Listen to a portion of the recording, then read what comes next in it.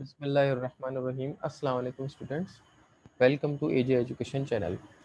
Student, आज मैं आप लोगों को बता रहा हूँ प्रिंसिपल ऑफ कॉमर्स के टॉपिक जो मॉडल पेपर में एज अ मॉडल के तौर पे बताए गए हैं board of intermediate education Karachi की तरफ से फर्स्ट ईयर कॉमर्स के। इससे पहले मैंने आप लोगों को एमसीक्यूज भी बताए थे। अब मैं आप लोगों को इसके शॉर्ट क्वेश्चन और लॉन्ग क्वेश्चन आंसर को सॉल्व करके बता रहा हूँ।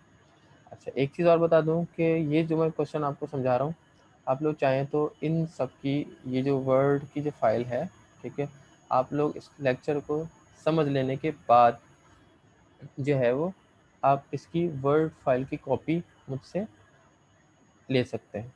उसके लिए तरीका ये होगा कि आप कमेंट बॉक्स में जो है वो अपना ईमेल एड्रेस लिख दें, नाम और ईमेल एड्रेस लिख दें। मैं आप लोगों को इसकी सॉफ्ट कॉपी, वर्ड की कॉपी आपको सेंड कर दूंगा। या कोई व्हाट्सअप नंबर देना चाहे तो व्हाट्सअप नंबर दे दे और मैं इसको जो है वो आपको सेंड कर दूंगा, नो प्रॉब्लम। तो हम लोग डिस्कस करते हैं कि इसके अंदर मॉडल पेपर आपका जो है, जैसे कि मॉडल पेपर आपको दिखाता हूँ मैं, ये आपने देखा ही होगा। देखें, ये हम लोगों ने शुरू में किए थे ना कि मॉडल पेपर आपने एमसीक्यूज का हम लोगों ने किया था सेक्शन ए। अभी सेक्शन बी आप लोगों को बता रहा हूँ। ये हम लोगों ने सेक्शन ए कर लिया था, सेक्शन बी इसके बारे में आप लोगों को बता रहा हूँ। जैसे इसमें सबसे पहले क्वेश्चन है कि describe the means of transportation. ये मैंने सारे क्वेश्चन लिखे हुए हैं इसमें और उसके आंसर भी लिखे हुए हैं। देखिए, डिस्क्राइब द मीन्स या मोड ऑफ ट्रांसपोर्टेशन कौन कौन से होते हैं, तो याद रखें शॉर्ट में इस वजह से मैंने सिर्फ इनके नाम लिखे हैं, शॉर्ट क्वेश्चन में होने की वजह से। तो यहाँ पे 5 किस्म की ट्रांसपोर्टेशन आ जाती हैं जो कि बिजनेस में यूज़ हो रही होती हैं। रोड ट्रांसपोर्ट, जिसमें ट्रक्स वगैरह गाड़ियाँ आ जाती हैं, ट्रक्स आ जाते हैं, गाड़ियाँ आ जाती हैं। रेलवे आ जाती हैं, और नंबर 2 रेलवे मीन्स के ट्रेन के ज़रिए। नंबर 3 सी ट्रांसपोर्ट, शिप्स के ज़रिए। और नंबर 4 एयरप्लेन्स के ज़रिए क्या हो रही होती है, हम सेल पर जो कर रहे होते हैं, जो हमारी प्रोडक्ट जो से जा रही होती है, एक्सपोर्ट हो रही होती है, इम्पोर्ट हो रही होती है, वो इन चीज़ के ज़रिए हो रही होती है। और पांचवी पाइपलाइंस, ठीक है। पाइपलाइन में ये होता है कि कोई लिक्विड प्रोडक्ट है तो एक जगह से दूसरी जगह ट्रांसफ़र हो रही होती है। अब इसके बारे में थोड़ा सा हमने डिफाइन कर दिया मैंने रोड ट्रांसपोर्ट के बारे में। रोड ट्रांसपोर्ट में क्या आ जाता है आपके पास, जैसे पाकिस्तान की बात करते हैं तो 96 पाकिस्तान की जो ट्रैफिक है वो जो है वो रोड ट्रांसपोर्ट के ज़रिए जो है वो क्या हो रही है, ट्रेडिंग हो रही है। Inland freight and 92% of the passenger traffic and are undoubtedly the backbone of the economy. अच्छा, roads provide easy and efficient means of transportation. Road transport in Pakistan include car, taxi, rickshaw, buses, trucks वगैरह, coaches वगैरह, ये सब आ जाती है। अच्छा, अब state services, number 2 question है कि state the services of wholesaler to retailer. यानी होलसेलर रिटेलर को क्या सर्विसेज प्रोवाइड करता है उनके बारे में पूछा गया है। होलसेलर रिटेलर को क्या सर्विस प्रोवाइड करता है। सबसे पहले तो ये कि होलसेलर क्या कर रहा होता है, सेल कर रहा होता है प्रोडक्ट को कम कीमत पर, ताकि लोग उससे प्रोडक्ट को बाय करें और मार्केट में सेल करें। अब होलसेलर जो प्रोडक्ट देता है रिटेलर को, वो चंद क्वांटिटीज़ में नहीं दे रहा होता बल्कि बल्क क्वांटिटी में दे रहा होता है। तो नंबर 1 भी आ जाती है इसकी सर्विस में कि wholesaler keep the wide assortment of goods is goods as stock. वो अपने पास स्टॉक के तौर पर चीज़ें रखता है, so the retailer can purchase the product for his choice. और अब रिटेलर के पास चॉइस है कि उससे जो मर्जी चीज़ें खरीदे। मुख्तलिफ कंपनीज की इसने प्रोडक्ट बल्क क्वांटिटी में खरीद रखी हुई हैं। Moreover, the retailer need not hold huge stock of goods, so his inventory is kept at minimum। और कम इन्वेंट्री भी रख सकता है वो, मुख्तलिफ वैरायटी की प्रोडक्ट जो है वो क्या कर ले, बाय कर ले, किससे, होलसेलर से। The wholesaler enjoy the economies of bulk purchases. और होलसेलर इंजॉय करता है इकोनॉमी से बल्क परचेजेस की। और moreover they purchase at lower prices and store goods and during the period of low demand. Wholesaler a part of this share a part of benefits with the retailer। तो retailer को ये benefit हो जाता है कि उसको कम quantity में चीज़ bye करनी पड़ती है, होलसेलर की तरह ज़्यादा बाय नहीं करनी पड़ती। ये भी किस वजह से फ़ायदा हुआ उसको, होलसेलर की ज़्यादा क्वांटिटी खरीदने की वजह से। और नंबर 3 ये कि रिटेलर में have limited resource and wholesaler extend credit facility to the retailer and thus come to their rescue. और इसके अलावा रिटेलर को ये भी प्रोवाइड भी कर सकता है कि होलसेलर क्रेडिट पॉलिसी वो करे, क्रेडिट फैसिलिटी दे दे, उधार फैसिलिटी दे दे, तो वो उससे जो है वो क्या होगा, ट्रेडर जो होगा, रिटेलर जो कि एक स्मॉल बिजनेसमैन है, वो उससे क्या कर लेता है, उधार पे खरीदारी कर लेता है। Number 4, wholesaler advice retailers on the matter of vital interest. इसके अलावा ये कि कह रहे हैं कि वाइटल इंटरेस्ट मीन्स के उसके वो रिटेलर होल सेलर जो रिटेलर को ऐसी एडवाइस भी कर सकता है कि जिससे दोनों का ही फायदा हो, ठीक है, जो कि दोनों के इंटरेस्ट में होगा। अब नंबर 3 क्वेश्चन आ जाता है, in list the name of the document. देखिए आपके सामने ही क्वेश्चन है, नंबर 3 क्वेश्चन है कि in list the name of the documents use in exporting goods. Goods हम एक्सपोर्ट जो करते हैं, यानी एक्सपोर्ट बिजनेस, अपने बिजनेस में एक्सपोर्ट कर होते हैं, आपको पता है इम्पोर्ट एक्सपोर्ट हम करते हैं, दूसरे मुल्क में जब प्रोडक्ट भिजवा रहे होते हैं वो एक्सपोर्ट कहलाती है, जो दूसरे मुल्क से मंगवा रहे होते हैं वो इम्पोर्ट होती है। तो जब हम एक्सपोर्ट करते हैं तो उसके लिए कौन कौन से डॉक्यूमेंट यूज होते हैं। Number 1, commercial invoice. Commercial invoice क्या है, commercial invoice is a bill for the goods from the seller to the buyer.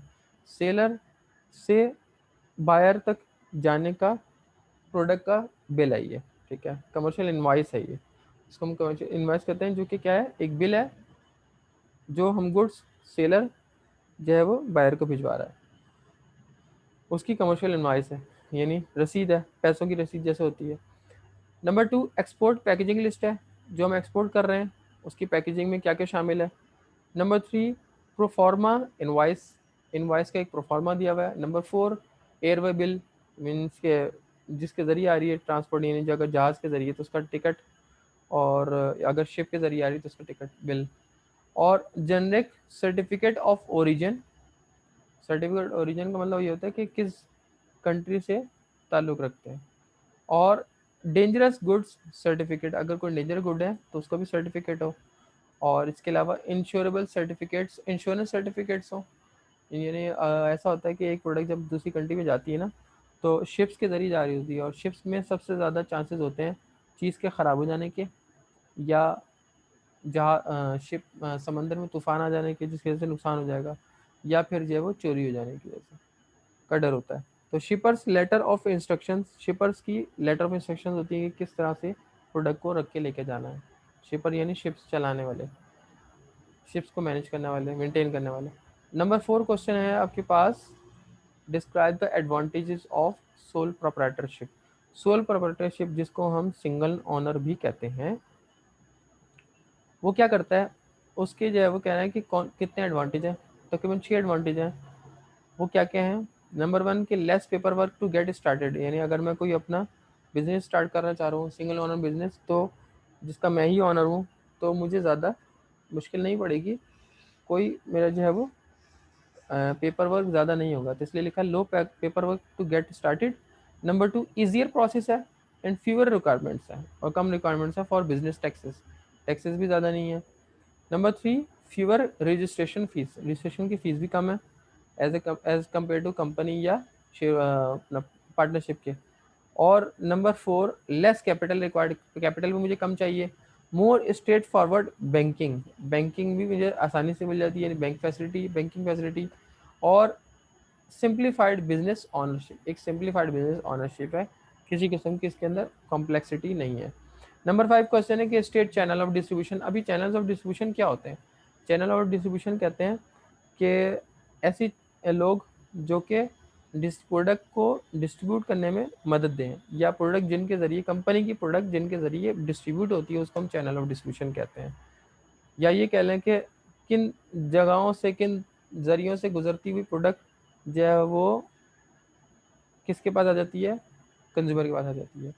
तो उसमें क्या जाता है कि the 3 types of distribution channels, warehouse number 1, retailer, और डायरेक्ट टू कंज्यूमर, यानी प्रोडक्ट प्रोड्यूसर से हमेशा, मैन्युफैक्चरर से हमेशा होलसेलर के पास जाती है, होलसेलर से रिटेलर के पास जाती है, और रिटेलर से कस्टमर के पास चली जाती है, या फिर मैन्युफैक्चरर की तरफ से डायरेक्ट कस्टमर को जारी होती है, ठीक है। तो ये तरीके हैं। Wholesalers are intermediate businesses that purchase bulk quantity, bulk quantity में प्रोडक्ट को बाय करता है मैन्युफैक्चर से, और फिर रीसेल कर देता है या तो रिटेलर को, या फिर या फिर कभी कभी ऐसा होता है कि एंड कंज्यूमर डायरेक्टली कंज्यूमर्स को दे रहा होता है। Retailers are generally the customers of the wholesaler and offer high touch customer service to the end user customer. Lastly direct to consumer का मतलब क्या है कि sale occurs when the manufacturer sell directly to the end customer को direct जो है वो product sale कर रहा है, such as when the sale is made directly through an e commerce platform. यानी कभी कभी ऐसा होता है कि कंपनी जो डायरेक्ट प्रोडक्ट सेल कर रही है, मीन्स के जैसे वेबसाइट के जरिए, वेबसाइट पे उसने अपनी पूरा पोर्टल बनाया हुआ है और आप उससे कंपनी से डायरेक्ट जो है वो ऑनलाइन परचेजिंग कर सकते हैं। होलसेल, अब इसमें जैसे मैंने बताया कि चैनल और डिस्ट्रीब्यूशन में होलसेलर, रिटेलर और डायरेक्ट टू कंज्यूमर आ जाता है। क्वेश्चन नंबर 6 है शॉर्ट क्वेश्चन में कि right any 4 characteristics of partnership. Partnership के कैरेक्टरिस्टिक्स बताएं, कोई से भी 4। नंबर 1 ये है कि एग्जिस्टेंस ऑफ एन एग्रीमेंट, यानी पार्टनरशिप के लिए जरूरी है कि एग्रीमेंट बनाया जाए। पार्टनरशिप के एग्रीमेंट को हम पार्टनरशिप डीड भी कहते हैं। याद रहे, पार्टनरशिप के एग्रीमेंट को हम पार्टनरशिप डीड भी कहते हैं, जिसके अंदर ये डिफाइन कर दिया जाता है कि हर पार्टनर की कितनी इन्वेस्टमेंट होगी। तो पार्टनरशिप एग्रीमेंट की जो एग्जिस्टेंस होती है the outcome of an agreement between 2 और मोर पर्सन, 2 या 2 से ज्यादा लोगों के दरमियान, to carry on business. This agreement में बी ओरल और इन राइटिंग, ये ओरल हो सकता है या राइटिंग हो सकता है। द पार्टनरशिप एक्ट 1932 सेक्शन 5 ने इसको क्लियर डिफाइन किया हुआ है। The relation of partnership arises from contract and not from status. उसने कहा कि यानी एक्ट में, कानून में यह है कि रिलेशनशिप और partnership arises from contract and not from status. ये पार्टनर्स के दरमियान जो ताल्लुकात होंगे बिजनेस के, वो एक कॉन्ट्रैक्ट या एग्रीमेंट से होंगे, स्टेटस से नहीं होंगे। Number 2, existence of business. Business की एग्जिस्टेंस है, मौजूदगी है इसके अंदर। Partnership form to carry on a business as stated earlier the partnership act 1932 के state that the business includes every trade. Business में इंक्लूड होती है हर किस्म की trade, occupations and profession. Business of course must be lawful. और यानी partnership business जो है ना, वो मैन्युफैक्चरिंग बिजनेस भी हो सकता है आपका, प्रोफेशनल बिजनेस भी हो सकता है, ट्रेडिंग बिजनेस भी हो सकता है, हर किस्म का। Number 3, sharing of profits. Sharing of profit का मतलब ये हुआ कि पार्टनर्स आपस में प्रॉफिट को शेयर करते हैं, या तो इक्वल शेयर कर रहे होते हैं, या फिर जो है वो क्या कर रहे होते हैं, अकॉर्डिंग टू कैपिटल रेशियो। ठीक है, ये पहले ही डिसाइड कर लिया जाता है एग्रीमेंट के बाद, जब डीड बनाई जाती है, पार्टनरशिप डीड जो बनाई जाती है एग्रीमेंट के वक्त। नंबर 4 आ जाता है अनलिमिटेड लाइबिलिटी। अनलिमिटेड लाइबिलिटी का मतलब होता है कि partnership, all partnership firms are general partnership and the liability of every partner is unlimited. यानी हर पार्टनर की जो है वो लाइबिलिटी क्या होती है, अनलिमिटेड होती है। अनलिमिटेड का मतलब ये हो गया कि अगर जो है वो, यानी वो हर किस्म की, हर बंदा जो है वो लाइबिलिटी का जिम्मेदार होगा। यानी ऐसा नहीं कि एक पार्टनर उसके ऊपर लाइबिलिटी डाल दी, बाकी को लाइबिलिटी नहीं है, सबकी इक्वल लाइबिलिटी होंगी। और even their personal property can be utilize for recovery of debts of the firm. अगर उस फर्म ने किसी किस्म का लोन लिया हुआ है बैंक से, तो बैंक जो है वो किसी एक पार्टनर को नहीं पकड़ेगा, बल्कि हर पार्टनर की प्रॉपर्टी को जब्त कर लेगा जब तक वो पैसे नहीं दे देते। नंबर 7 है कि explain the various types of warehouses. अब वेयर हाउसेज कितने किस्म के होते हैं। Number 1, private house warehouse, यानी जो कि प्राइवेटली किसी कंपनी ने अपने लिए बनाया हुआ है। पब्लिक वेयर हाउस, जो कि पब्लिक की तरफ से बनाया गया है, और उस वेयर हाउस की आप फैसिलिटी अवेल कर सकते हैं पैसे देकर, रेंट पे लेते हैं हम। और बॉन्डेड स्टोरेज या बॉन्डेड वेयर हाउस, ये एक तरह से टेम्परेरी वेयर हाउस होते हैं, जहाँ पे गवर्नमेंट या कोई एजेंसी इसको क्या करती, कंट्रोल करती है, और यहाँ पे प्रोडक्ट जब तक के लिए रखी जाती है, जब तक इम्पोर्टर उसका टैक्स पे नहीं कर देता। ठीक है, तो बॉन्डेड स्टोरेज ऐसी स्टोरेज होती हैं, और ये टेम्परेरी होती हैं। जब टैक्स पे हो जाता है तो फिर जो है वो वो क्या, जो गवर्नमेंट के इदारे हैं या एजेंसी हैं, वो क्या कर देती है, प्रोडक्ट को वापस कर देती है ऑनर को। नंबर 4, कोऑपरेटिव वेयर हाउसेस, जो कि कोऑपरेटिव सोसाइटीज़ की तरफ से बनाए जाते हैं, और these societies provide storage facilities on the most economical rates to their members. और ये अपने मेंबर्स को एक अच्छे रेट पे जो है वो दे रही होती है। फॉर एग्जांपल, कम्युनिटी किसी की बात करते हैं, जैसे कि फॉर एग्जांपल मेमन कम्युनिटी है, तो उन्होंने फॉर एग्जांपल अगर कोई वेयर हाउस बनाया होगा, वो सिर्फ मेमन के लिए होगा, और मेमन जो है वो उसकी मेंबरशिप फीस भी दे रहे होंगे, इसलिए वो इस एलिजिबल हैं कि उसको अवेल कर सकते हैं उस वेयर हाउस को। प्लस उसके जो चार्जेस हैं वो बिल्कुल ही इकोनॉमिकल रेट्स होंगे एज कम्पेयर टू मार्केट में जो अदर वेयर हाउस।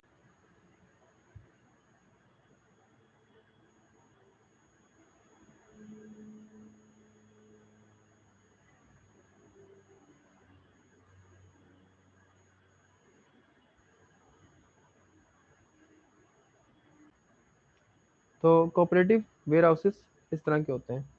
अब उसके बाद फिर this society provide storage facility on the most economical rate पे प्रोवाइड किए जा रहे होते हैं वेयर हाउसेस। लॉन्ग क्वेश्चन में दो क्वेश्चन है, एक आपके पास के डिटेल में आपने बताना है कि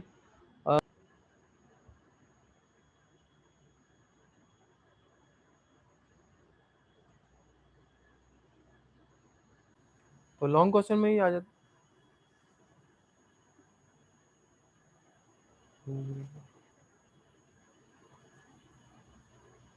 तो लॉन्ग क्वेश्चन में जो आ जाते हैं, एक तो ये आ जाता है कि अगर हम इंपोर्ट करते हैं प्रोडक्ट को दूसरी कंट्री से, तो हमें कौन कौन से डॉक्यूमेंट रिक्वायर्ड होंगे, जिसमें आ जाता है आपके पास सबसे पहले ट्रेड इंक्वायरी, और इसके अंदर आ जाता है आपके पास इंपोर्ट प्रोसीजर के अंदर जो है हमें सबसे पहले ट्रेड की इंक्वायरी करानी पड़ेगी, यानी किस किस्म की हम ट्रेड को इंपोर्ट कर रहे हैं। और getting import,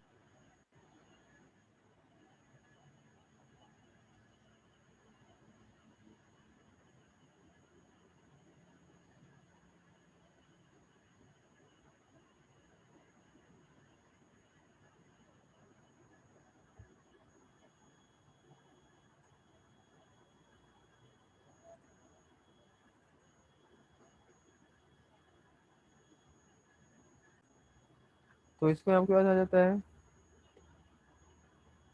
document foreign exchange, order placement, letter of credit, ये सब हम डॉक्यूमेंट जो है हमें रिक्वायर्ड होते हैं। Arranging payments, advance shipment,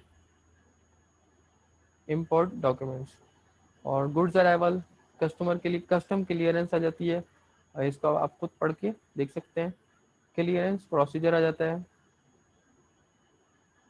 number 2 question आ जाता है कि जॉइंट स्टॉक कंपनी क्या है। जॉइंट स्टॉक कंपनी ऐसी कंपनी को कहते हैं जो कि मार्केट में अपने शेयर्स को सेल करती है और उसके बदले में इन्वेस्टमेंट करती है, और जो शेयर होल्डर्स होते हैं उनको प्रॉफिट देती है। इसके एडवांटेजेस में है लार्ज कैपिटल, यानी कंपनी उसके मुकाबले में, पार्टनर्स के मुकाबले में इनका कैपिटल ज़्यादा होता है। वास्ट स्कोप ऑफ एक्सपेंशन, ज़्यादा से ज़्यादा हम बढ़ा सकते हैं। लिमिटेड लाइबिलिटी होती है। परमानेंट एग्जिस्टेंस होती है। ट्रांसफरेबिलिटी ऑफ शेयर्स हैं। डेमोक्राइजेशन है, और ऑनरशिप, और डिफ्यूजन रिस्क है, ऑर्गेनाइज इंटेलिजेंस है। ये सारे क्या है इसके एडवांटेजेस हैं।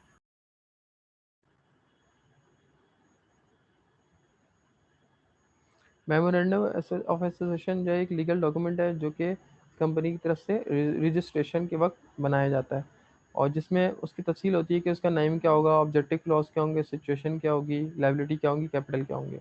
इसी तरह आर्टिकल एसोसिएशन होता है जिसके अंदर जो वो रूल्स रेगुलेशन डिफाइन होते हैं कि कंपनी को किस तरीके से चलाया जाएगा।